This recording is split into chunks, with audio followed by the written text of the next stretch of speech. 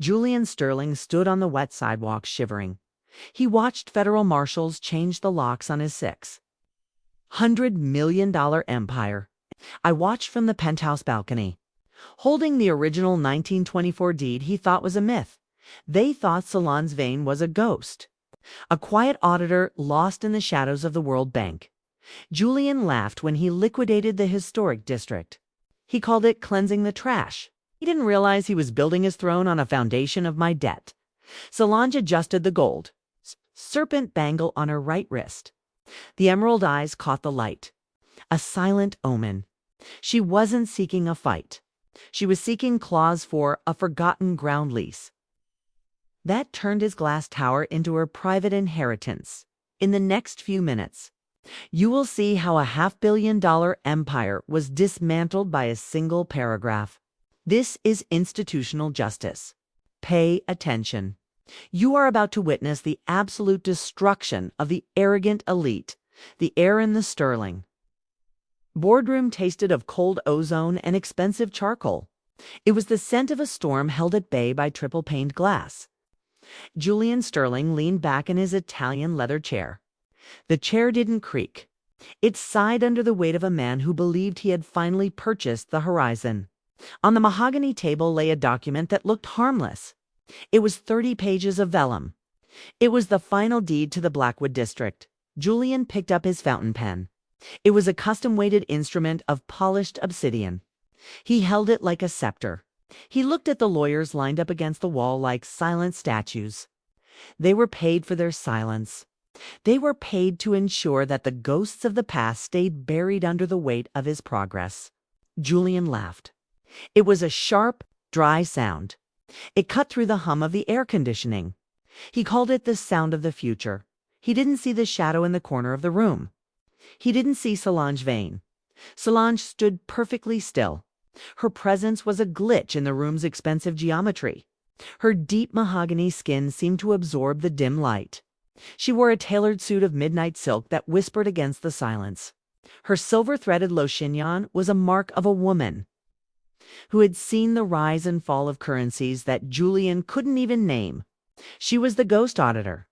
She was the one who counted the things that didn't want to be found on her right wrist. The Gold Serpent Bangle rested. Its heavy weight was a comfort.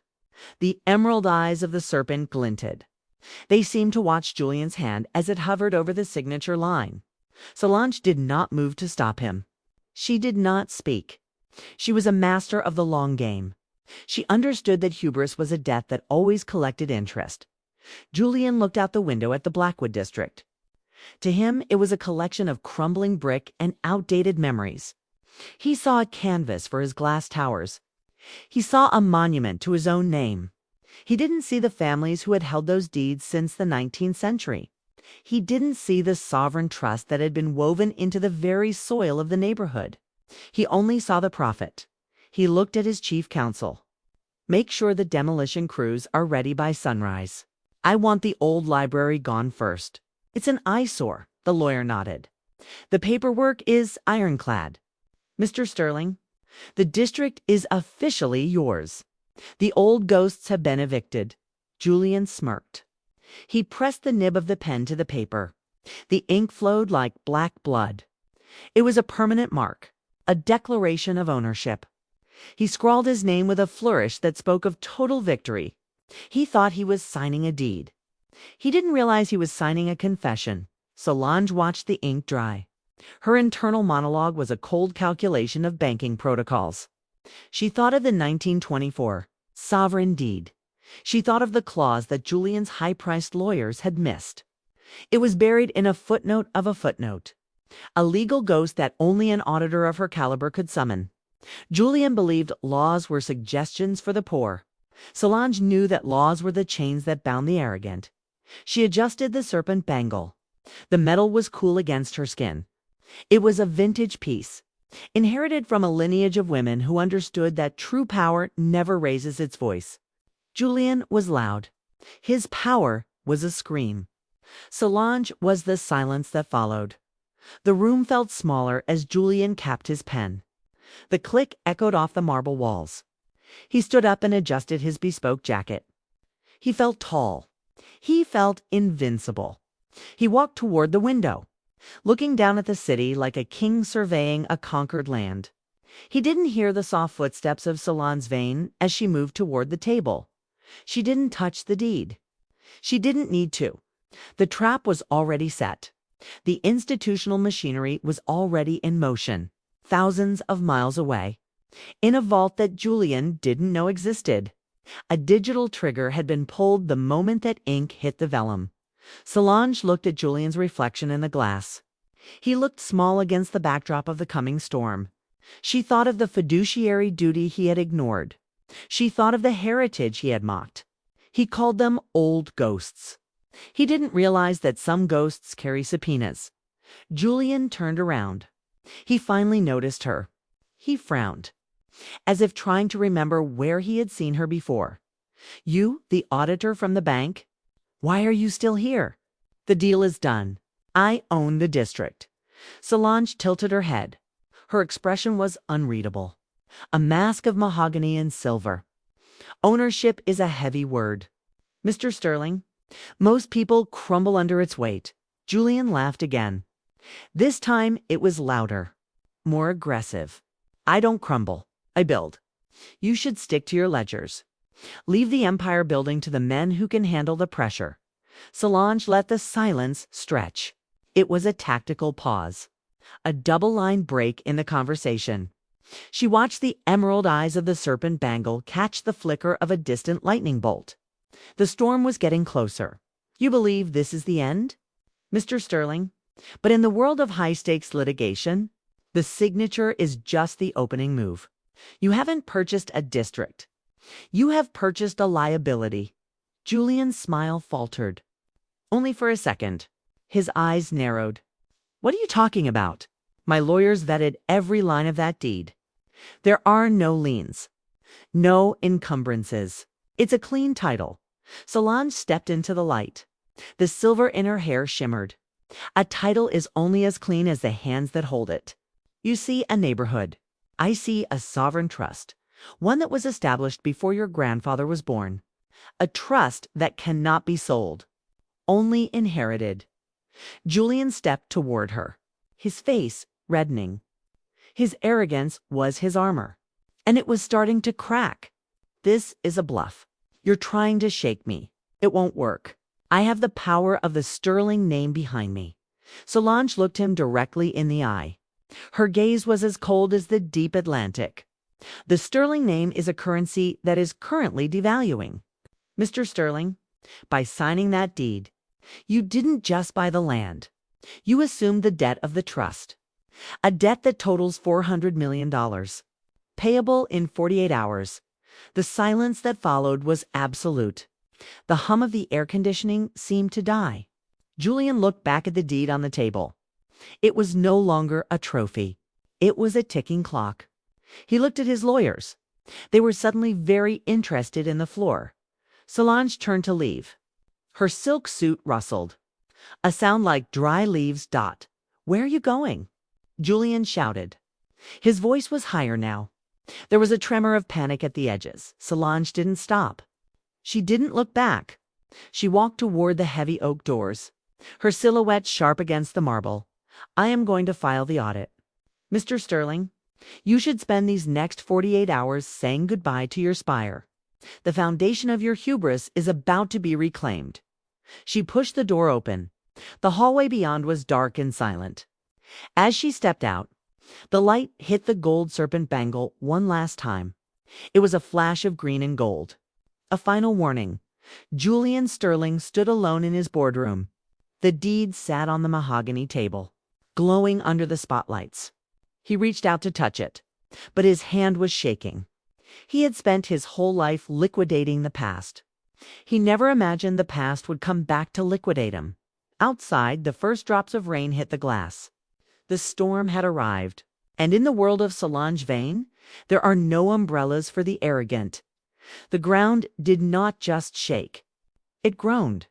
Beneath the heavy treads of the excavators, the bones of the Blackwood District were being ground into dust. Julian Sterling stood on the observation deck of his temporary trailer.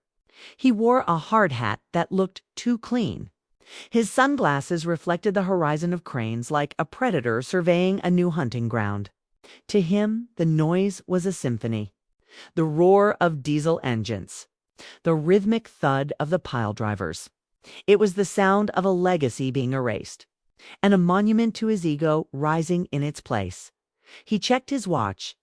A platinum piece that cost more than the average worker on the site would make in a decade. He was ahead of schedule. The foundations were being poured. Millions of tons of liquid stone were flowing into the earth. It was a permanent commitment. Once the concrete set, the spire would be anchored to the planet. There would be no turning back. Julian smiled. He liked things that were irreversible. He liked the feeling of locking a door and throwing away the key. He did not know that the key had already been copied, 3 miles away, in a room where the air was perfectly still. Solange Vane sat at a desk of reclaimed ebony. The only light came from a single green-shaded lamp. It cast long, sharp shadows across the room. The scent of old paper and bitter tea hung in the air. It was the smell of patience. Solange leaned back.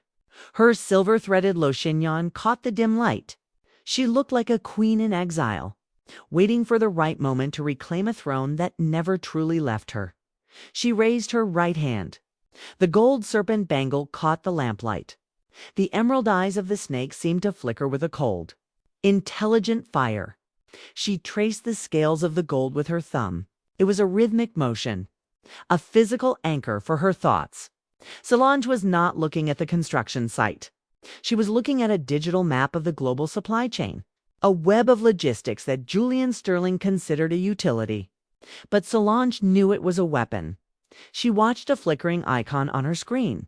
Empire Ready Mix. It was the primary concrete supplier for the Sterling Spire. They were the only company within a 50-mile radius with the capacity to handle a pour of this magnitude. Without them, Julian's empire was nothing but a hole in the dirt. Solange tapped a key. A document appeared. It was an acquisition agreement. It didn't bear her name.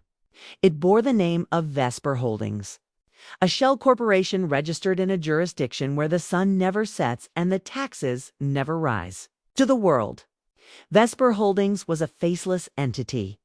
To Solange, it was her scalpel. She had spent the last 72 hours executing a hostile takeover of Empire Ready Mix, not through a loud public bid, but through the quiet acquisition of their outstanding debt. She had found the fractures in their balance sheet, the hidden liabilities, the unpaid equipment leases. She had gathered these threads like a weaver. And then she had pulled dot by midnight. Vesper Holdings owned 90% of the voting shares. Solange Vane now controlled every cubic yard of concrete that entered the Sterling Spire. She was the architect of the trap, and Julian was currently walking into the center of it. She thought about the nature of foundations. Julian believed they were made of stone and steel. Solange knew they were made of contracts and trust. If the contract is hollow, the stone will crumble. If the trust is betrayed, the steel will snap. She felt a cold thrill in her chest, a sensation like ice water running through her veins. It was the moment the auditor becomes the executioner. She closed her eyes, listening to the ticking of a grandfather clock in the corner of her office. Every tick was $1 Julian was spending. Every talk was a second closer to his ruin. She could feel the vibration of the city through the floorboards. Even here, the destruction of Blackwood was audible. It felt like a pulse, a heartbeat of greed that she was about to stop. Solange picked up a heavy fountain pen. Its weight was significant. She held it with a precision that bordered on the clinical. She began to write a series of instructions. These were not emotional letters. They were technical directives. Orders to halt shipments. Orders to initiate quality control audits. Orders to trigger force majeure clauses. She described the sensation of the pen on the paper, the slight resistance of the ink, the way the black fluid stained the white surface. It was a mirror of what she was doing to Julian's dream. She was staining his perfection. She was introducing a flaw into his machine. Julian Sterling looked down at the first fleet of concrete trucks. They were lined up like a mechanized army, their drums rotating slowly, keeping the gray slurry alive. He saw progress. He saw the future. He didn't see the ownership papers inside the glove boxes of those trucks. He didn't see the new directives being whispered into the ears of the dispatchers. He picked up his phone, checking the live feed of his bank account. The numbers were massive, but the outflows were equally staggering. He was leveraged heavily. He had bet the entire Sterling legacy on this one project. He had used his family's prestige as collateral. He believed he was too big to fail. He believed the world would never let a man like him fall. Solange opened her eyes. The emerald eyes of the serpent bangle seemed to be staring back at her. She spoke. Her voice was a low, melodic whisper that carried the weight of a mountain. "The concrete is the blood of the building, Mr. Sterling, and I have just developed a clot." She reached out and touched the bangle. The metal was warm now, absorbing the heat of her skin. She thought of Julian's arrogance, the way he had laughed in the boardroom, the way he had dismissed the ghosts of the district. He thought he was fighting people. He didn't realize he was fighting an institution. An auditor doesn't need a sword. An auditor needs a ledger. She imagined the moment the trucks would stop, the confusion on the site, the frantic calls Julian would make to his lawyers, the way his voice would crack when he realized that his money couldn't buy a single bag of cement. It wouldn't be a sudden collapse. It would be a slow, grinding halt, a logistical nightmare that would bleed him dry. One day at a time. The institutional revenge was not just about stopping the building. It was about making him pay for every minute it didn't rise. The interest on his loans would continue to accrue. His investors would start to sweat. The Sterling name would begin to smell like failure. And Solange would be there, in the shadows, counting every cent he lost. She stood up. Her chignon remained perfectly in place. She walked to the window, looking out at the city lights. Somewhere out there, Julian was celebrating. He was probably drinking a 30-year-old scotch, toasting to his own brilliance. Solange didn't need a toast. She didn't need an audience. The satisfaction was in the symmetry. The man who tried to liquidate a neighborhood was being liquidated by his own supply chain. The double-line break in her life was over. The period of waiting had ended. The era of the concrete trap had begun. Solange Vane turned away from the window. The room was dark again. But she didn't need light to see the path ahead. She knew exactly where every stone would fall. She knew exactly where the Sterling Spire would break. It was not a matter of if. It was only a matter of when. She sat back down, picking up the pen once more. There were more shell corporations to activate, more loopholes to close. The audit was far from over. Julian Sterling had signed the deed, but Solange Vane was the one who was going to balance the books. The snake on her wrist seemed to tighten its grip, a silent omen of the constriction to come. The first pour was finished. The foundation was set. But the concrete was no longer Julian's, was hers, and she would ensure it became his tomb. The air in Julian Sterling's penthouse office had turned sour. It was the scent of expensive cologne mixed with the metallic temps of cold sweat. Outside, the city lights of Manhattan stretched out like a glittering web, but inside, the atmosphere was a tomb. Julian stared at the primary monitor on his mahogany desk. The spreadsheets were no longer just numbers. They were a confession of failure. The concrete delay had triggered a domino effect of catastrophic proportions. His burn rate was currently $3 million a day. His capital calls were going unanswered. The Sterling Spire was no longer a monument. It was a black hole. Julian reached for a crystal glass of water. His hand trembled. The ice clinked against the glass, sharp, frantic sound in the heavy silence. He was a man who had spent his life engineering the ruin of others. Now he was tasting the iron of his own blood. He had been ghosted by his primary lenders. The big banks were suddenly terrified of the Blackwood District. They smelled a legal contagion that Julian couldn't explain. He was facing a liquidity crisis that threatened to swallow not just the Spire, but the entire Sterling estate. He looked at the clock. It was 2 a.m. The ticking of the grandfather clock in the corner felt like a hammer hitting a nail. Every second was an interest payment he couldn't make. He felt the walls of his empire closing in. The mahogany was no longer luxurious. It was suffocating. A soft notification chimed on his laptop. A secure encrypted email. The sender was a faceless entity called Argentum Credit. Julian's eyes narrowed. He had never heard of them. He clicked the link. The message was brief, cold and precise. It offered a mezzanine loan of $100 million. Immediate liquidity. No questions asked. Julian's pulse jumped. He felt a surge of hope that was as dangerous as a drug. He leaned closer to the screen. The terms were aggressive, extremely aggressive. An interest rate that bordered on the criminal, and a clause that stood out in bold. The 48-hour default if the repayment schedule was missed by even 60 seconds. Argentum Credit would seize all collateral. This was not a loan. It was a noose. But Julian was desperate. A desperate man sees a noose as a lifeline. He saw the $100 million as a way to restart the concrete pours. A way to silence his investors. A way to buy time. He didn't realize that in Solange Vane's world, time is not for sale. It is only for lease, 3 floors below. In a black sedan that looked like a shadow carved from the night. Solange Vane sat in total darkness. The only light came from the emerald eyes of the Gold Serpent Bangle on her wrist. They glowed with a predatory intensity. Solange was watching the server logs of Argentum Credit. She saw Julian's cursor hovering over the signature line. She saw the hesitation, the fear, the arrogance. She raised her hand, tracing the cold gold of the serpent. Her mahogany skin looked like polished wood in the faint digital glow. She felt a profound sense of stillness. The calculation was perfect. She had engineered the concrete shortage to drain his reserves. She had whispered into the ears of the bank board members to cut his credit lines. Now she was appearing as his only savior.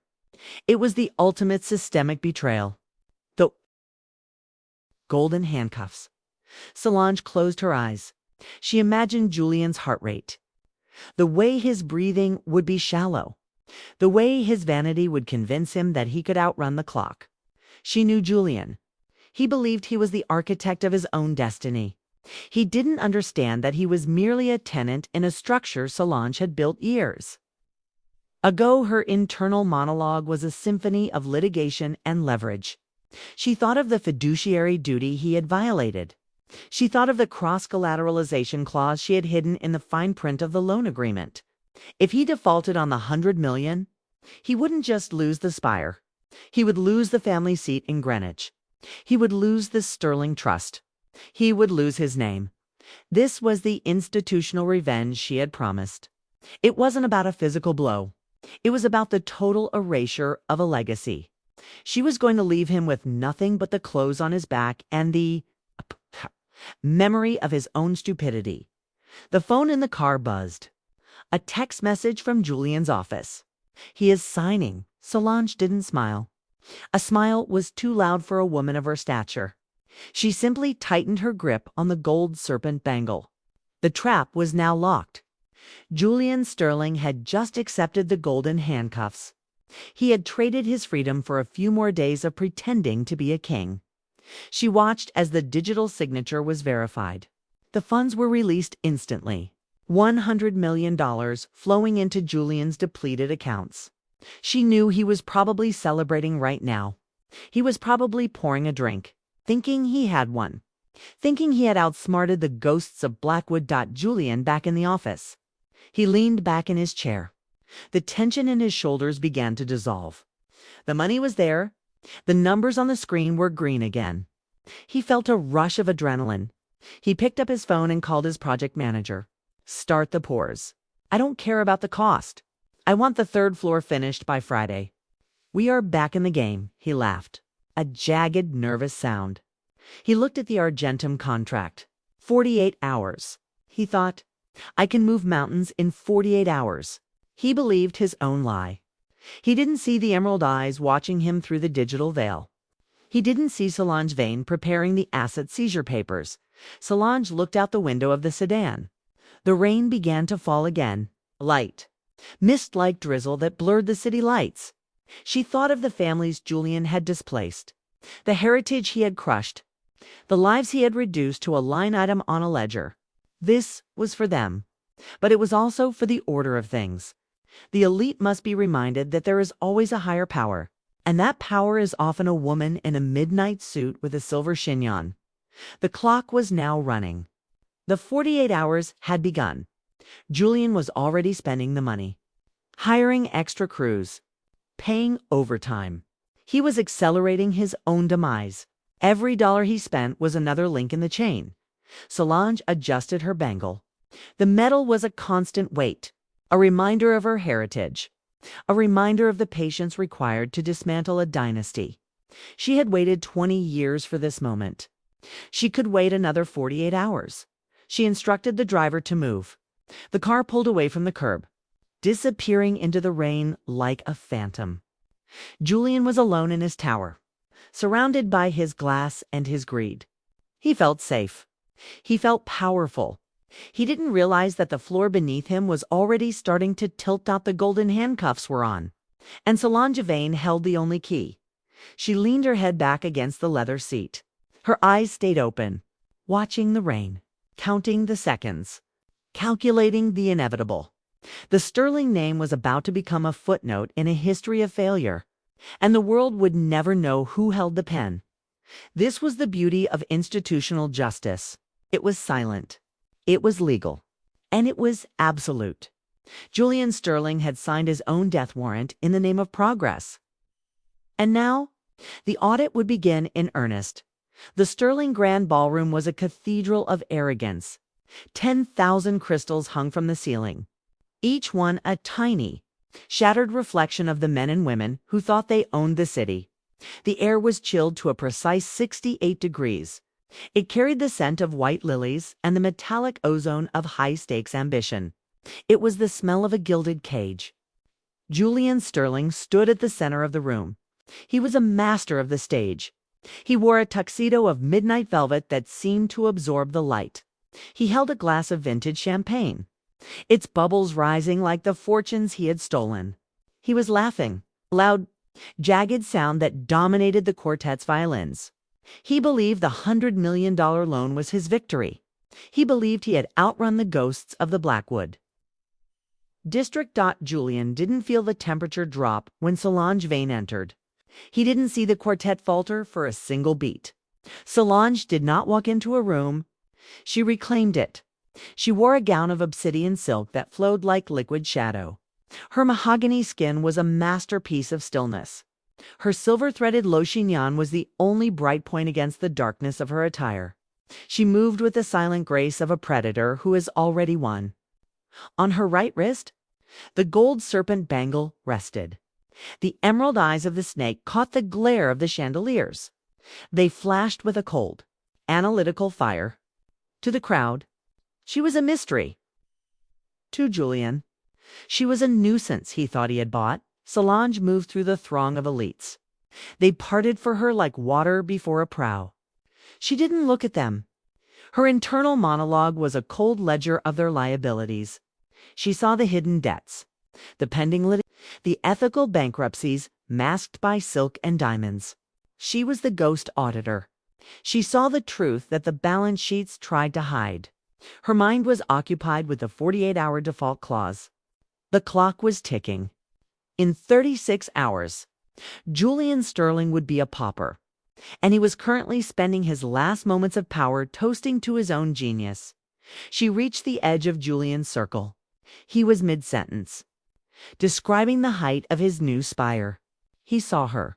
His smile didn't reach his eyes. His eyes were hard, glassy with the euphoria of the desperate. He gestured toward her with his glass dot, a messenger of doom herself. Mr. Sterling shouted. The crowd chuckled nervously. Solange did not smile. She did not blink. She stood 3 feet away, a pillar of mahogany and shadow. Solange Vane, Julian said, his voice dripping with a false warmth. "Have you come to see the progress? My crews are working through the night. The concrete is flowing. The debt is managed. You and your shadow banks have failed to stop the Sterling name." Solange stepped closer. The movement was so fluid it seemed impossible. She was now within his personal space. The scent of her sandalwood perfume cut through the cloying lilies. Julian's smile faltered. He looked down. The gold serpent bangle was inches from his sleeve. The emerald eyes seemed to be staring at his pulse point. He could see his own reflection in the serpent's gold scales. He looked small, distorted. Solange leaned in. Her voice was a low, melodic whisper. It was a sound designed for a boardroom or a grave. "Ownership is not a feeling, Mr. Sterling. It is a mathematical certainty. You are currently holding a glass of champagne that belongs to my trust.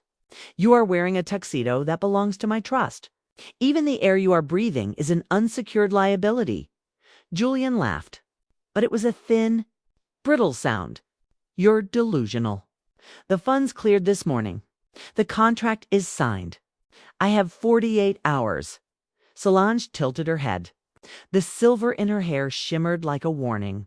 "You have 48 hours to perform the impossible. You believe the 100 million is a bridge. It is actually an anchor. Have you checked the fiduciary duty rider in the third annex? The one regarding the sovereign deed?" Julian's grip on his glass tightened. His knuckles turned white. "What are you talking about?" "My lawyers reviewed everything." Solange let the silence stretch. A long, dramatic pause that made the air feel heavy. She watched a bead of sweat form at his temple. It was the first crack in his armor. Lawyers read words. "Mr. Sterling." Auditors read the spaces between them. "The sovereign deed of 1924 contains a reversionary interest. By accepting the Argentum loan, you have triggered an automatic title transfer. You are no longer the developer of the Blackwood District. You are merely the temporary caretaker. At midnight tomorrow, the caretakers are being evicted." Julian stepped back. His face was a mask of fury and sudden, sharp terror. "This is a lie, a legal trick. You can't seize a $500 million asset on a technicality." Solange adjusted her bangle. The sound of the metal clicking was like a hammer cocking. "Litigation is not a trick, Mr. Sterling. It is a harvest. You planted the seeds of hubris when you ignored the heritage of the people you displaced. Now, the law is simply collecting the crop." She turned her back on him. It was the ultimate insult. She didn't wait for his response. She didn't need to. She knew the exact moment his heart rate spiked. She knew the exact moment the champagne in his hand began to taste like vinegar. Solange walked toward the exit. Her internal monologue was a countdown. Team NIS 35 hours. She thought of the asset seizure teams already standing by. She thought of the sovereign trust documents being filed in the international courts. Julian was a loud man in a loud room. But the loudest sound in the ballroom was the ticking of a clock he couldn't hear. Julian watched her go. He tried to reclaim the attention of his circle. He tried to make a joke, but his voice cracked. The elites around him noticed. They were vultures. They could smell the scent of a dying empire. They began to drift away, one by one. The circle around Julian Sterling began to shrink. The lights of the ballroom seemed to dim. The crystals of the chandelier looked like frozen tears. Solange Vane stepped out into the night. The rain was heavy now, a cleansing downpour that washed the scent of the gala from her skin. She stood under the marble portico. The Gold Serpent Bangle was cold again. She looked up at the silhouette of the Sterling Spire in the distance. It was a skeleton of steel and concrete, reaching for a sky it would never reach. She felt the pulse of the city beneath her feet. It was a rhythmic, steady beat, the sound of the ground reclaiming its own. Julian Sterling thought he was the architect of the future. He didn't realize he was just a footnote in a history book that Solange Vane was currently editing. She stepped into her car. The door closed with a heavy, final thud. The silence was absolute. She reached out and touched the emerald eyes of the snake. "The warning has been delivered." She whispered to the shadows. "Now we wait for the default." The car pulled away, leaving the gala behind. Julian was still inside, clinging to his glass, clinging to his name. He didn't know that he was already a ghost. He didn't know that the auction for his life had already begun. This was the strategy of the Matriarch. She didn't need to burn the house down. She simply waited for the owner to set it on fire himself. And then she bought the ashes. The 48-hour clock was no longer a deadline. It was a countdown to a new era. The era of the sovereign. The era of Solange Vane. The morning light over Manhattan was not gold. It was the color of a bruised plum, cold, heavy, and unforgiving. At the Blackwood construction site, the silence was the loudest sound in the city. Usually, the air was a cacophony of progress. The scream of circular saws, the rhythmic hammering of steel on steel, the guttural roar of idling trucks. But today, the cranes stood like skeletal sentinels against the gray sky. Their hooks hung empty, swaying slightly in the bitter wind. There was no concrete pouring. There was no steel rising. The heartbeat of the Sterling Spire had stopped. Julian Sterling stood at the edge of the pit, his breath hitched in his chest. He was wearing a $1,000 cashmere overcoat that felt like lead on his shoulders. He looked at his site foreman. The man was avoiding eye contact. He was staring at his boots, scuffing the expensive dirt of a project that was currently a graveyard of ambition. "Where is the structural steel?" Julian's voice was a jagged whisper. It was the sound of a man watching his reflection shatter. The foreman cleared his throat. The sound was like gravel in a blender. The shipments were stopped at the Jersey port. "Mr. Sterling." All 12 trucks. They were ready to roll at midnight. Then a ghost order came through. A maritime lien was filed against the carrier. "The entire logistics company has been frozen by an emergency court order." Julian felt a sharp, stabbing pain behind his left eye. "A maritime lien," he hissed. "This is a midtown skyscraper, not a cargo ship in the Atlantic. How is that even possible?" The foreman finally looked up. His eyes were wide with a fear that Julian didn't want to recognize. The parent company of the trucking firm is a subsidiary of a shipping conglomerate based in Luxembourg. Someone bought their primary debt yesterday afternoon.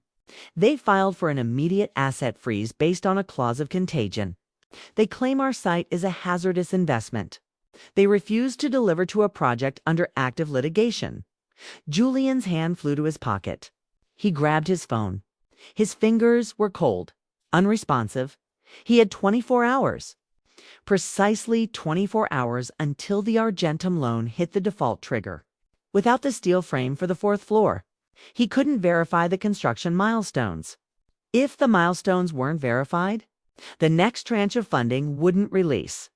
He was staring into the mouth of a liquidity trap that was designed to swallow him whole. He thought of Solange Vane.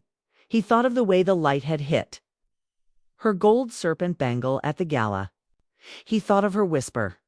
He had ignored it. He had called it a bluff. Now the silence of his cranes was the only answer he had left. 3 miles away, in the sanctuary of her private library, Solange Vane was the definition of old money silence. The room was a fortress of dark oak and bound leather. The temperature was kept at a constant 65 degrees to protect the sovereign. Deeds stored in the floor-to-ceiling safes. The air smelled of aged sandalwood and the metallic tang of a ticking grandfather clock. Solange sat in a wingback chair of mahogany velvet. She was a shadow within a shadow. Her silver-threaded low chignon was flawless. Not a single strand of hair was out of place. Her mahogany skin looked like silk under the dim light of a single desk lamp. She didn't have a phone in her hand. She didn't need one. She was the architect of the standstill. She was the supply chain ghost. She raised her right wrist. The gold serpent bangle caught the light. The emerald eyes of the snake seemed to pulse with a cold, calculated joy. Solange touched the golden scales. Her fingers were steady. Her pulse was slow. a rhythmic 60 beats per minute. She was a woman who understood that the most effective way to destroy a man like Julian Sterling was not to attack him, but to simply stop the world around him. Her internal monologue was a deep dive into the architecture of systemic ruin. She had spent weeks mapping the intermodal freight routes that Julian relied on. She had found the weakest link, small, family-owned logistics firm that Julian had bullied into a low-cost contract. He thought he was being efficient. Solange knew he was being vulnerable. She had bought their debt through a series of offshore shell companies. She had waited until the exact moment the steel was loaded. And then she had pulled the emergency brake of international maritime law. The move was a masterclass in fiduciary sabotage. By filing the lien, she hadn't just stopped the trucks. She had created a legal cloud over the entire project supply chain. No other carrier would touch the Sterling Spire now. The risk of being entangled in a global asset seizure was too high. Julian was isolated. He was a king with no soldiers, a builder with no materials. Solange closed her eyes. She could almost feel the panic radiating from the construction site. She could see Julian pacing the mud, screaming at his lawyers, making calls to men who were already deleting his number. She knew the sequence of his unraveling. First comes the denial, then the frantic negotiation, then the realization that there is no one left to negotiate with. She thought of the Blackwood District. She thought of the library Julian had demolished. The bricks she had salvaged were now stored in a warehouse she owned. They were the physical proof of his hubris. The steel he was missing was the penance he was paying. She was not just auditing his accounts. She was auditing his soul. And the balance was zero. The clock in the library chimed once. It was the half-hour mark. 23 hours and 30 minutes. Solange whispered to the empty room. Her voice was like velvet over stone. She thought about the checkmate logic. The mezzanine loan Julian had signed was cross-collateralized with his family's primary trust. He had bet his grandfather's legacy on his own arrogance. He thought he could outrun the audit.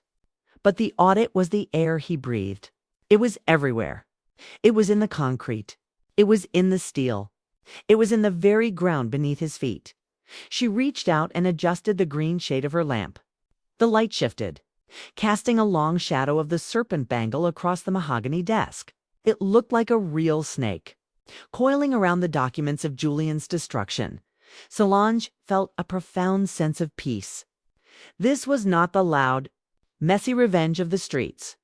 This was the quiet, absolute justice of the institutions. It was clean. It was legal. It was devastating. She was reclaiming the neighborhood, one spreadsheet at a time. Julian Sterling was currently in his car, speeding toward the port. He was shouting into his speakerphone, "I don't care about the lien. Pay them off. Double the rate. Get those trucks moving or I will have your license by noon." But the voice on the other end was cold. "We can't accept your money. Mr. Sterling, our accounts have been flagged for an AML compliance check. Your funds are currently non-compliant due to the active litigation on the Blackwood title. We can't touch a cent of it." Julian threw the phone against the dashboard. The screen shattered. The spiderweb of cracks mirrored the collapse of his vision. He looked out the window at the city. The glass buildings he loved so much now looked like teeth, waiting to grind him down. He felt a cold sweat breaking out on his neck. His hands were shaking. He was realizing that he wasn't fighting a person. He was fighting a ghost. A ghost with an emerald-dyed bangle and a memory that went back 100 years. Solange Vane stood up from her chair. She walked to the window of her library. She looked out at the skyline. The Sterling Spire was visible in the distance, a dark, unfinished smudge on the horizon. It would never be finished. Not by his hand. She touched her chignon, ensuring the silver threads were aligned. She was ready for the final act. The default was no longer a possibility. It was a mathematical certainty. The supply chain ghost had done its work. The steel was frozen. The clock was ticking. And Julian Sterling was 24 hours away from becoming a memory. She turned away from the window. The room was silent once more. The only sound was the steady, unending tick of the clock. The audit is complete, she said to the shadows. Now we proceed to seizure. The Gold Serpent. Bangle caught a final glint of lamplight as she moved into the darkness of the hallway. It was the last light Julian Sterling would ever see. The clock did not merely tick. It judged in the high-altitude silence of Julian Sterling's penthouse. Every movement of the second hand sounded like a guillotine blade sliding into place. The air was frigid. The climate control system had failed hours ago. But Julian didn't notice the cold. He was burning from the inside out. He sat behind his mahogany desk, a desk that was now a raft in a rising sea of litigation. His eyes were bloodshot. Fixed on the digital countdown on his wall, 10 hours, 6 minutes, 12 seconds. That was all the time remaining before the Argentum loan hit the default trigger. But Julian was no longer worried about the loan. He was worried about the ground beneath his feet. He looked at the document his lawyers had finally unearthed from the city archives. It was a scanned copy of a deed from 1927. The paper was yellowed. The ink was faded. But the words were sharp enough to draw blood. It was a 99-year lease. Not a sale, a lease. And the clock on that lease was about to strike midnight. The door opened. There was no knock. There was only the sound of a heavy brass handle turning. Solange Vane stepped into the room. She was the personification of the midnight she carried with her. She wore a floor-length coat of charcoal wool. Its structure was military. Its elegance was absolute. Her mahogany skin looked like dark marble in the dim emergency lighting. Her silver-threaded low chignon was a crown of cold light. She didn't look like a visitor. She looked like the new owner. On her right wrist, the Gold Serpent Bangle caught the flicker of a distant lightning bolt. The emerald eyes of the snake were the only color in the room. They were a brilliant, toxic green. Solange raised her arm. Slowly, the metal was heavy. A physical manifestation of the century of history she was about to drop on Julian's head. She didn't speak immediately. She let the silence do the heavy lifting. She watched Julian. She watched the way he clutched the 1927 deed like a shield. Solange walked toward the window, looking out at the darkened skyline. The Sterling Spire was a black tooth against the clouds. It was silent. It was dead. Her internal monologue was a deep resonance of ancestral satisfaction. She thought of her great-grandfather, a man who had built the very foundations of this district with his own hands. A man who had been cheated by Julian's grandfather. She thought of the patience of the displaced. The way a secret can wait in the dark for 99 years, just for this moment. The calculations were beautiful. In 1927, to settle a debt, Julian's ancestor had granted a 99-year usufruct to a sovereign trust, a trust designed to protect the heritage of the Blackwood families. Julian's lawyers had assumed the title was clear because the city records had been cleaned in the 50s. But Solange had the original, the one held in a private vault in Zurich, the one that carried the reversionary interest clause. She turned to face Julian. Her jawline was sharp, architectural. She looked at him with the clinical detachment of a surgeon looking at a tumor. "You are reading a ghost story, Mr. Sterling." Solange's voice was a low, rich vibrato. It was the sound of earth falling on a coffin. Julian slammed his hand onto the desk. "This is a technicality, a century-old clerical error. My firm has occupied this land for 3 generations. Adverse possession alone gives me the right to build. No court in the country is going to hand over a billion-dollar development because of a 99-year clock." Solange stepped closer. The light from the serpent's eyes seemed to grow brighter. "Adverse possession requires hostile and open occupation, Mr. Sterling. But your family has been paying a symbolic $1 annual fee to the Sovereign Trust for 99 years. That is not occupation. That is a tenancy. You didn't buy the land. You rented it. And the lease expires at the stroke of midnight." Julian's face went pale. The blood seemed to drain from his skin, leaving him looking like a gray, empty shell. The $1 fee, he whispered. He remembered seeing it in the ledger. A line item his accountants had dismissed as a quirk of old money accounting. Solange nodded. Her chignon caught the light. That dollar was the anchor. It acknowledged the trust's ultimate authority over the soil. You built a glass empire on a foundation of rented sand. And now, under the doctrine of reversionary interest, every brick, every beam of steel, and every gallon of concrete you poured now belongs to the trust. You didn't build a tower for yourself. You built a gift for the people you tried to destroy. She reached out and touched the 1927 deed on his desk. Her fingers were long, elegant, perfectly manicured. She traced the signature of his grandfather. Your grandfather was a man of greed, but he was also a man of law. He knew the clock was ticking.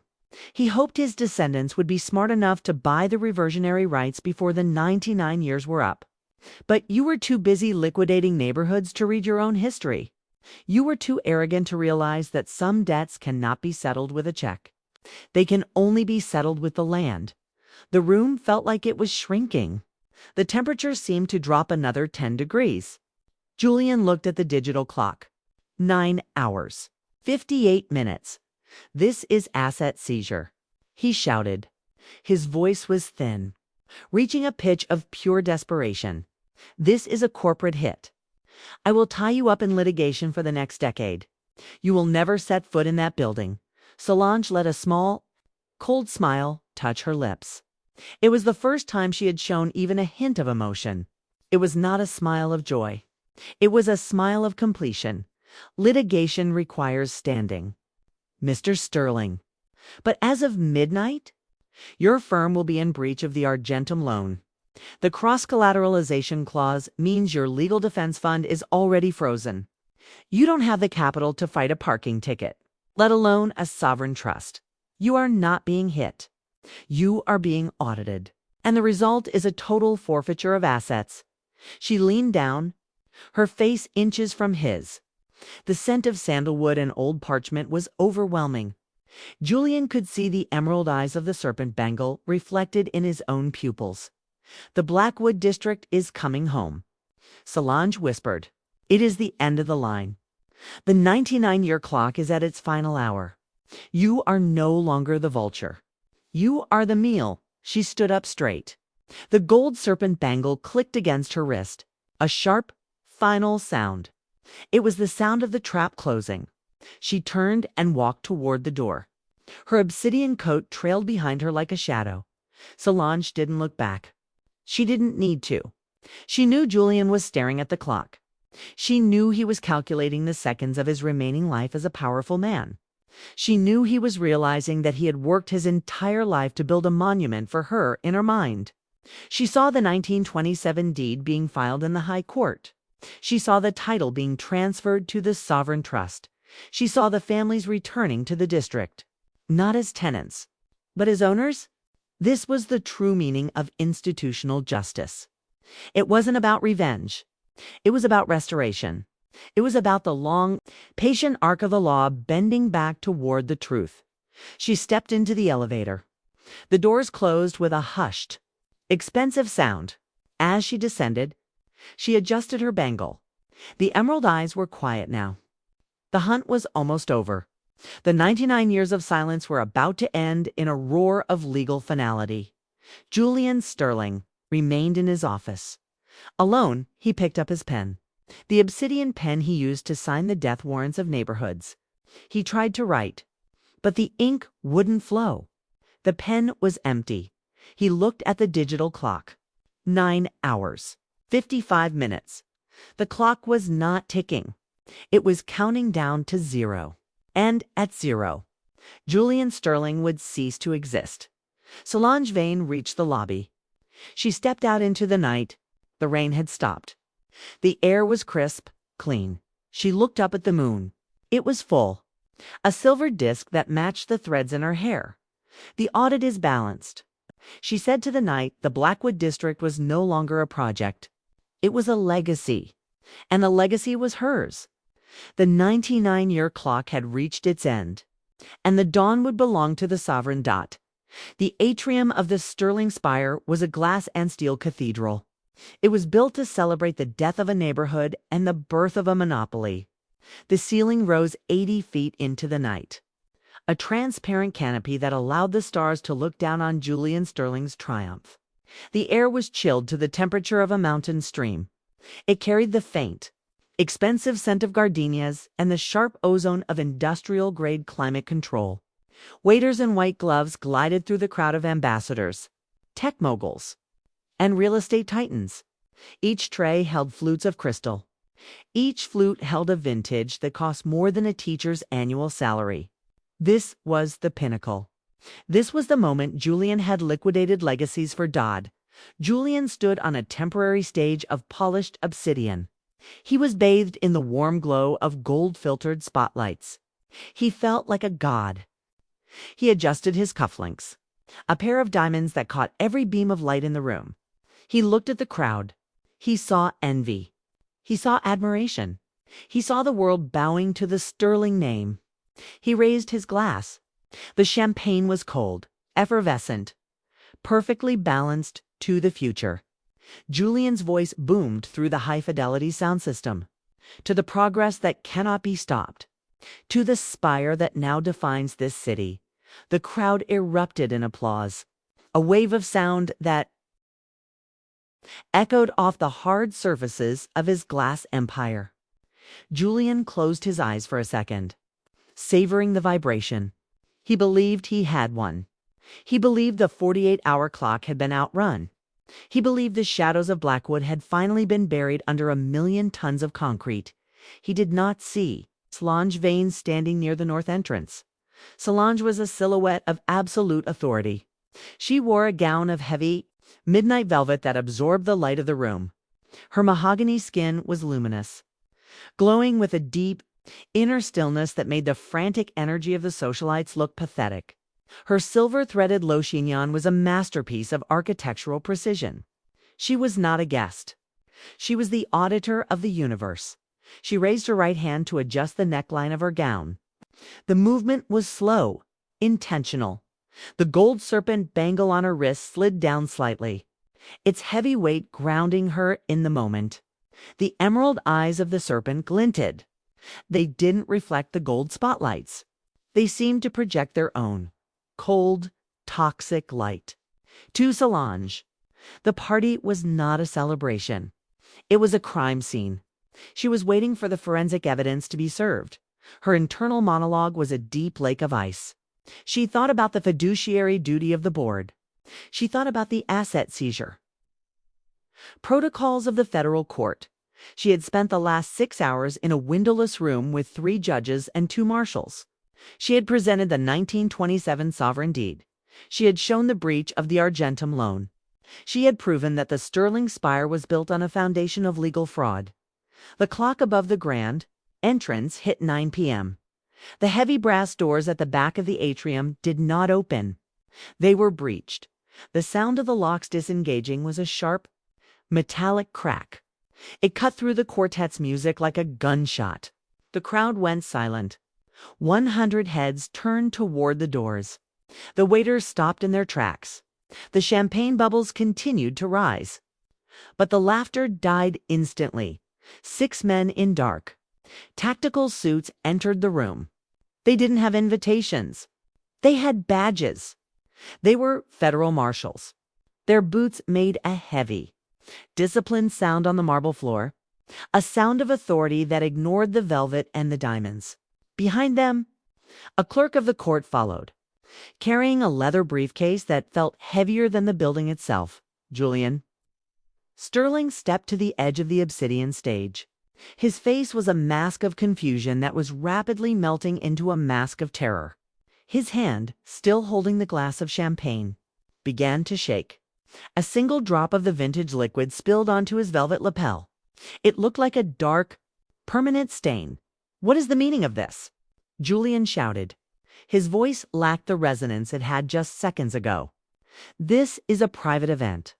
You are trespassing on the Sterling Spire. The lead marshal did not stop until he reached the base of the stage. He looked up at Julian. His eyes were as hard as the steel beams of the spire. He didn't speak to the crowd. He spoke to the law. Julian Sterling, you are hereby served with an emergency cease and desist order. All activities on this premises are to halt immediately. This structure has been declared a contested asset under a writ of possession filed by the Sovereign Trust of Blackwood. A collective gasp rippled through the room.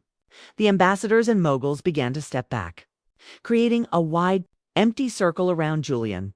The socialites looked at each other with wide eyes, realizing that the empire they were celebrating was being dismantled in real time. Solange Vane stepped out from the shadows. She walked slowly toward the center of the room. Her silk gown whispered against the marble, a sound of falling leaves. She didn't look at the marshals. She didn't look at the crowd. She looked directly at Julian. Her right hand rested on the Gold Serpent Bangle, tracing the scales. The emerald eyes were locked on Julian's pulse point. She saw the way his carotid artery was jumping. She saw the cold sweat breaking out on his forehead. This was the moment of institutional eviction. This was the moment the vulture realized the nest was no longer his. Mr. Sterling? Solange's voice was low, clear. It carried to every corner of the 80-foot ceiling. Your time as a landlord has ended. Julian looked at her. His eyes were wild. This is you. You did this. You orchestrated this theater. You can't just evict a building of this size. It's impossible. It's illegal. Solange tilted her head. The silver in her chignon shimmered like a cold flame. It is not theater, Julian. It is an audit. The sovereign deed you ignored is no longer a ghost. It is a judgment. The court has recognized the reversionary interest. You are in total default of your fiduciary obligations to the land. She looked at the marshal. Serve the writ. The clerk stepped forward and pulled a document from the briefcase. It was heavy vellum, bound with a red ribbon and a wax seal of the federal court. He handed it to Julian. Julian didn't take it. He let it fall at his feet. The paper landed on the obsidian stage, a white flag of surrender in a room full of gold. The marshal spoke again. His voice was a hammer. Under this writ, the Sterling Spire and all associated assets are now under the temporary receivership of Vesper Holdings, effective immediately. You have 10 minutes to clear the building. Anyone remaining after that time will be arrested for obstruction of justice and criminal trespass. The panic was not loud. It was a frantic, silent scramble. The elite of the city began to rush for the exits. They didn't want to be associated with a default. They didn't want to be photographed in a building being seized by the government. The flutes of champagne were abandoned on tables. The lilies were knocked over. The quartet packed their violins in seconds, within 5 minutes. The cathedral was empty, except for the marshals, Julian and Solange. Julian slumped onto the stage. He looked small. His tuxedo, once a symbol of power, now looked like a costume. He looked at the vast, empty atrium. The glass walls now felt like the walls of a cage. He looked at Solange.y. He whispered, "You could have just taken the money. You could have had a settlement that would have made you the richest woman in the world. Why destroy everything?" Solange walked up the steps of the stage. She stood over him.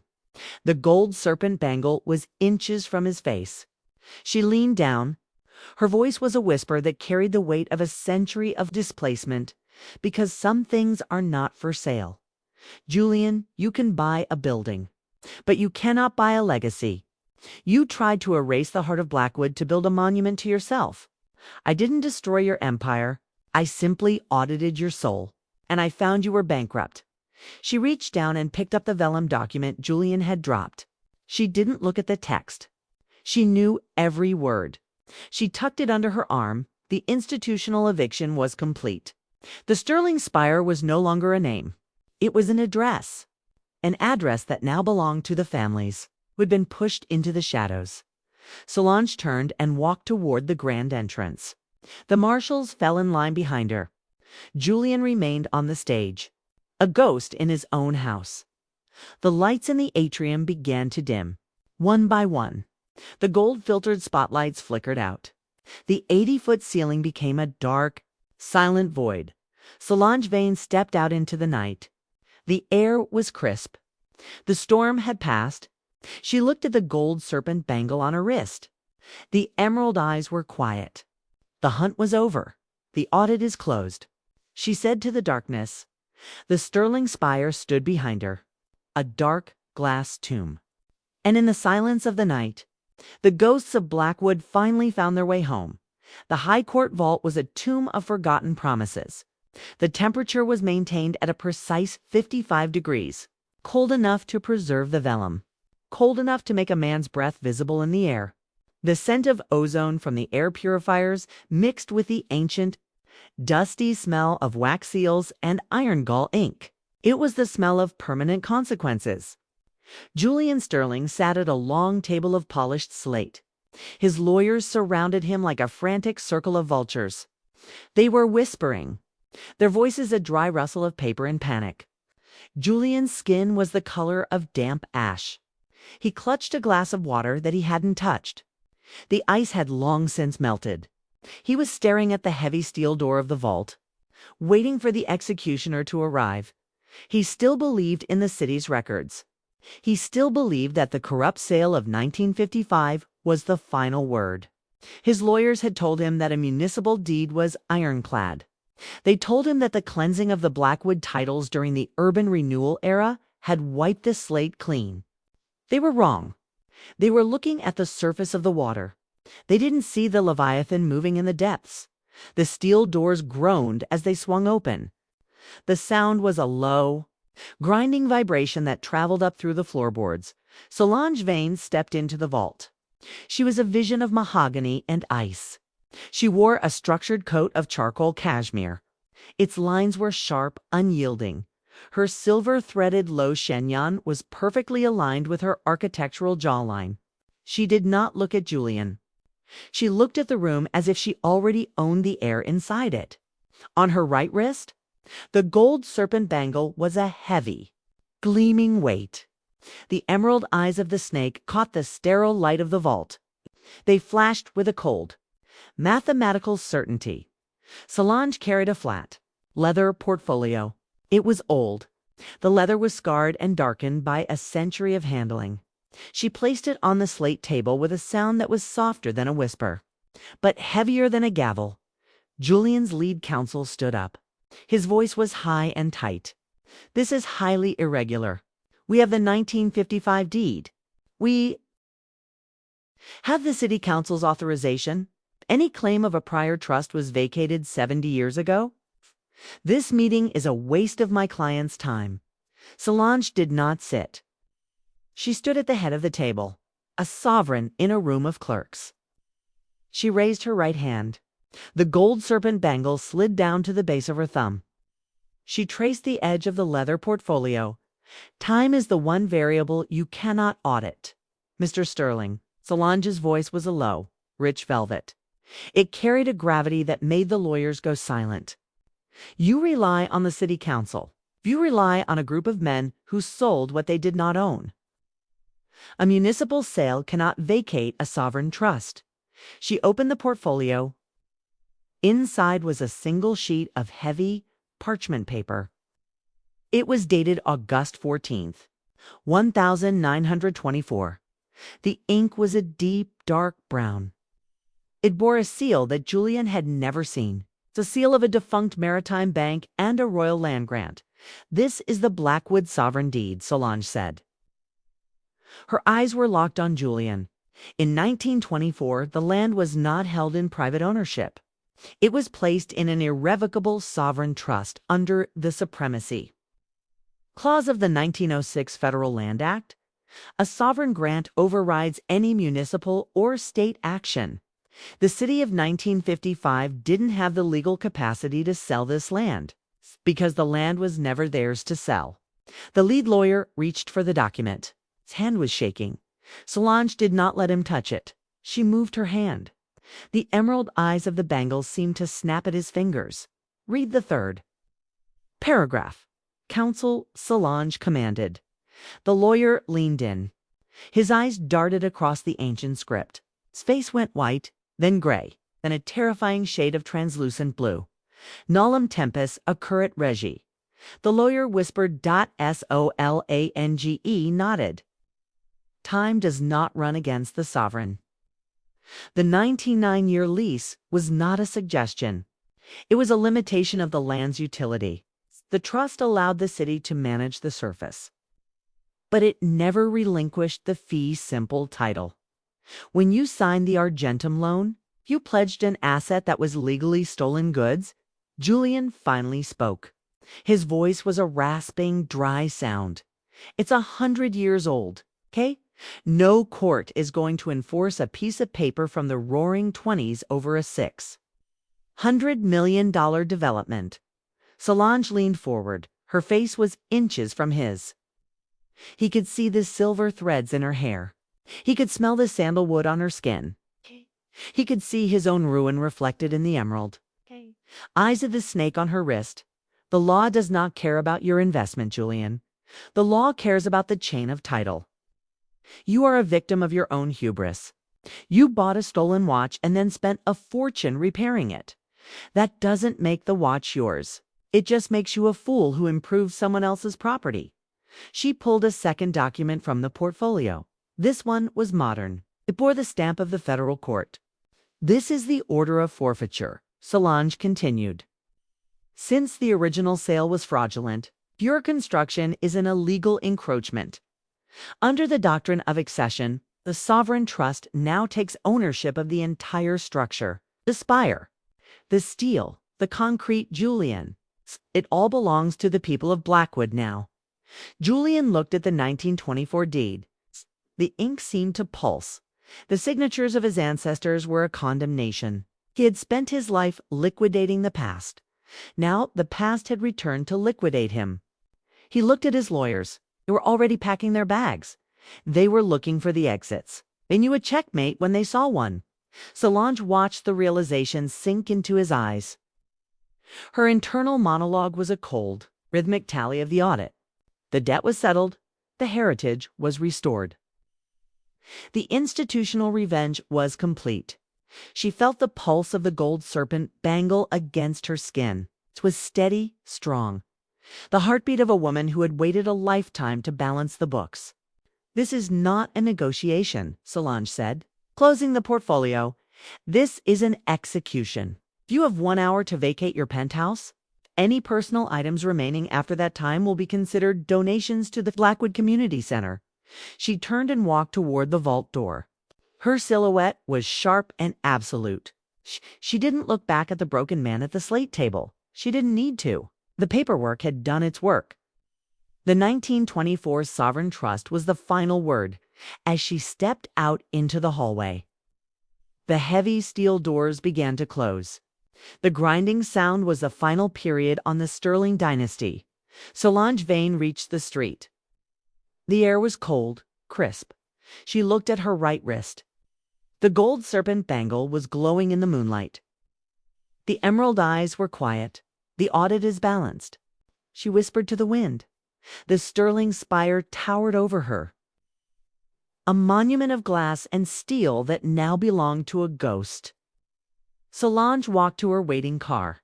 Her footsteps were light. Her mind was already on the next audit. The paperwork execution was over. The era of Julian Sterling was a memory. The era of the sovereign had begun. Solange Vane sat in the back of the sedan. The car pulled away from the curb. She looked out the window as the spire receded into the distance. It was a dark, beautiful skeleton. I am the auditor, she thought. And the audit never ends.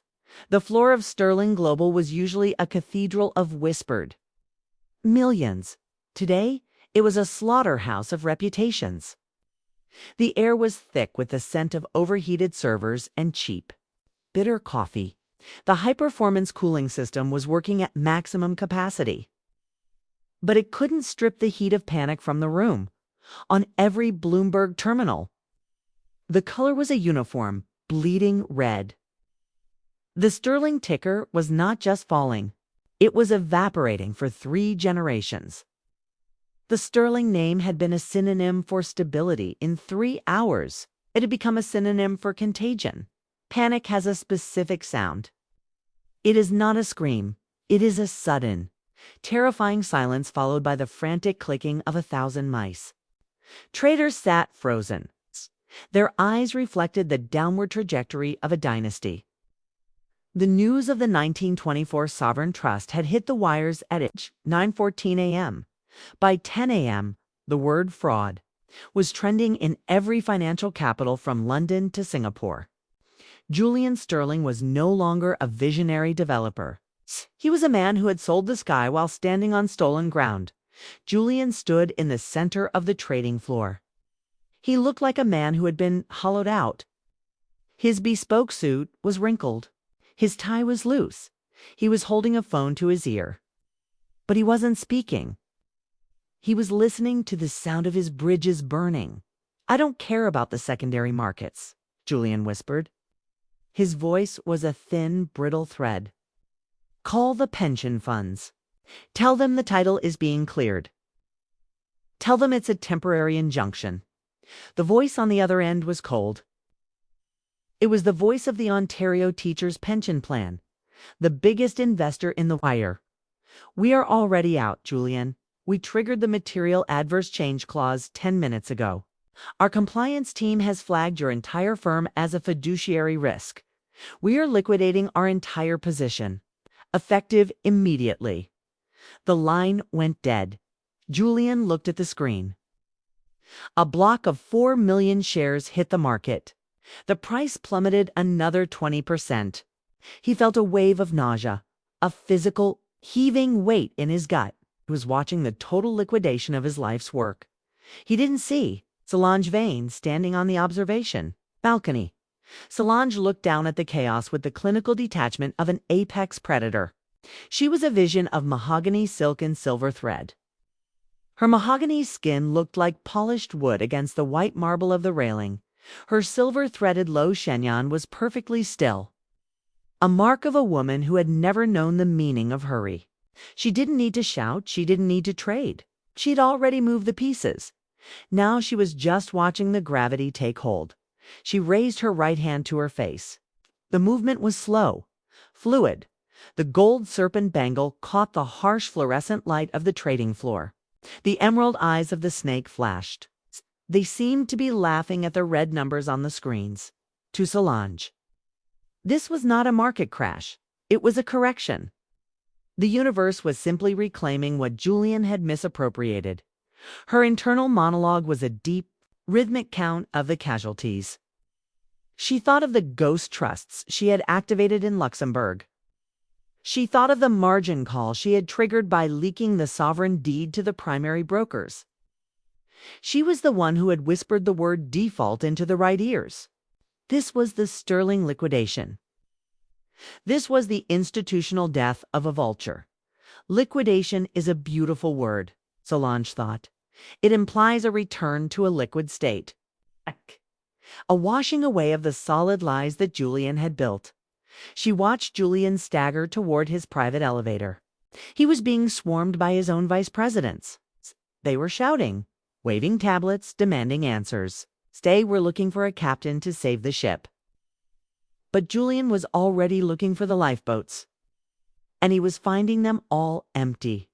Solange touched the scales of the Serpent Bangle. The metal was cool, unyielding. She thought of the families in Blackwood who were watching the news. She thought of the small businesses Julian had crushed to make room for his glass cathedral. Today they were being repaid in the currency of his ruin. Every cent he lost was a brick returned to the foundation of the community. The elevator doors closed on Julian, leaving the trading floor to its own destruction. The shouting reached a fever pitch. A monitor was smashed. A glass partition was cracked. The Sterling Empire was imploding in a matter of hours. This was the power of the audit. A single truth, documented and filed, could topple a mountain of money. Solange turned away from the balcony. Her gown whispered against the floor. A sound of silk on stone. She walked toward the exit. Her footsteps were light. almost non-existent. She was a ghost, leaving a haunted house dot in her mind. She saw the final sequence. The bankruptcy filing, the asset seizure, the public auction of the Sterling family assets. She would be there for all of it, not to buy, but to ensure the distribution was fair. She was the matriarch. She was the guardian of the legacy. Julian Sterling reached his penthouse office. He locked the door. The silence was absolute. He sat at his desk and opened his laptop. He looked at his personal net worth. It was tied to the Sterling stock. He watched the number tick down. 10 million, 8 million, 4 million. He was losing $1 million every 60 seconds. He was being liquidated in real time. He reached for his obsidian pen, the pen he had used to sign the deed. He wanted to write a note, a final protest. But the pen was dry. It wouldn't leave a mark. He looked at the window. The spire was visible. It looked like a tombstone, a monument to a man who had forgotten that the land always remembers. Solange Vane reached the lobby. The journalists were already gathered outside, a sea of cameras and microphones. They were waiting for a statement. They were waiting for a face to put on the collapse. Solange walked through them. She didn't say a word. She didn't look at the cameras. She adjusted her bangle. The emerald eyes caught the flash of a dozen photographers. To the world, she was a mysterious figure in a midnight gown. To the initiated, she was the reason the Sterling name was currently being erased from the ledgers of history. She stepped into her car. The door closed. The noise of the city died. The liquidation is proceeding as planned, she said to her driver. Her voice was a low, satisfied hum. The car pulled away, moving through the gridlock of a city that was already moving on. In the world of finance, there are no funerals, only liquidations. And Julian Sterling was currently being poured down the drain. Solange looked at her wrist. The serpent seemed to be resting. Its work was almost done. The Sterling liquidation was the penultimate act. The final move was yet to come. The sovereign reclaim. She leaned her head back, closing her eyes. She felt the weight of the bangle, a constant, comforting reminder of her duty. She was the auditor. She was the executor. She was the justice that the boardrooms couldn't hide. Julian Sterling sat in the dark. The screens in his office had gone black. The power had been cut. The receivers had arrived. He could hear them in the hallway. The sound of heavy boots. The sound of keys. The sound of the world taking back what was never his. He was a man without a name. A man without a title. A man who was officially liquidated.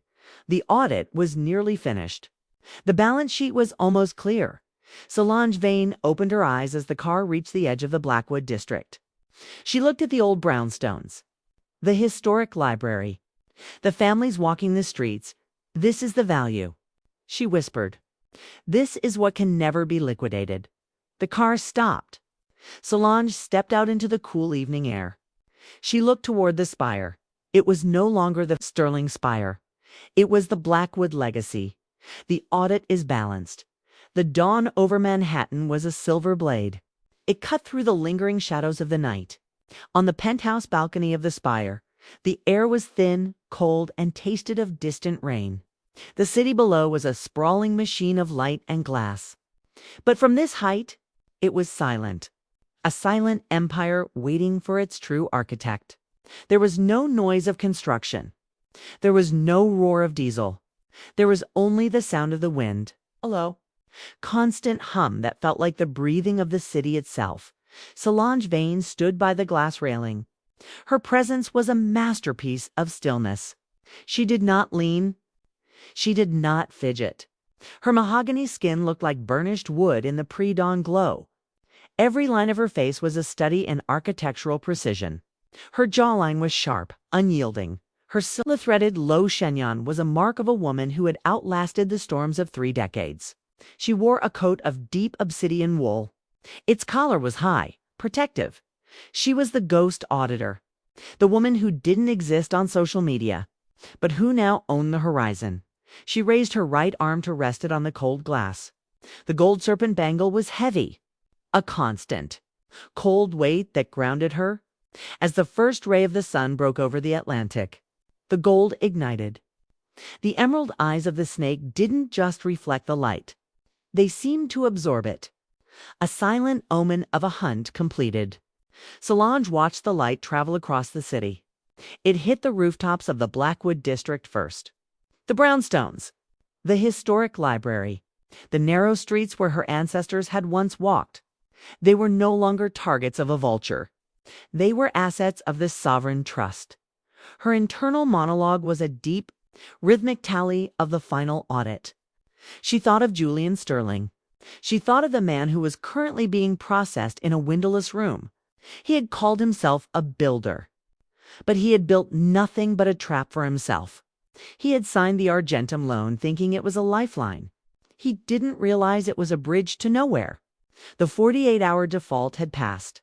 The cross-collateralization had triggered. Every asset, every share, every cent associated with the Sterling name had been liquidated into the Blackwood Trust. This was the sovereign reclaim. It was not a purchase. It was an inheritance of justice. Solange had not spent a single dollar of her own money to acquire the Spire. She had simply used Julian's greed as the currency. She had orchestrated the shortage. She had manipulated the credit lines. She had presented the 1924 deed at the exact moment his hubris was at its peak, under the doctrine of accession and the reversionary interest. The building was now her property, a billion-dollar structure, built by her enemy, gifted to her community for free. The symmetry was absolute. The institutional revenge was clean. She felt a profound sense of satisfaction. It was not the loud, messy joy of the common. It was the quiet, weighty peace of a balanced ledger. She thought of the fiduciary duty she had upheld. The duty to the land. The duty to the ghosts of the district. Julian had treated the law like a suggestion. Solange had treated it like a weapon. And in the end, the law had chosen its master. The scent of the morning was changing. The ozone of the night was being replaced by the smell of expensive coffee and fresh paper. Inside the penthouse, the transition team was already at work. They were moving with the same silence as Solange. They were not there to decorate. They were there to rebrand. The Sterling logo was being removed from the glass doors. The obsidian stage in the atrium was being dismantled. The spire would no longer be a monument to a single man. It would be the headquarters of the Sovereign Trust, a center for the legacy. Julian tried to erase. Solange adjusted the Gold Serpent Bangle. The metal was warming under the touch of the sun. She looked at the emerald eyes. They were a brilliant, toxic green. They reminded her that power is not about the noise one makes. It is about the secrets one keeps. Julian had been loud. His power was a scream that ended in a whimper. Solange was the silence that now owned the sky. She thought of the logic of the trap.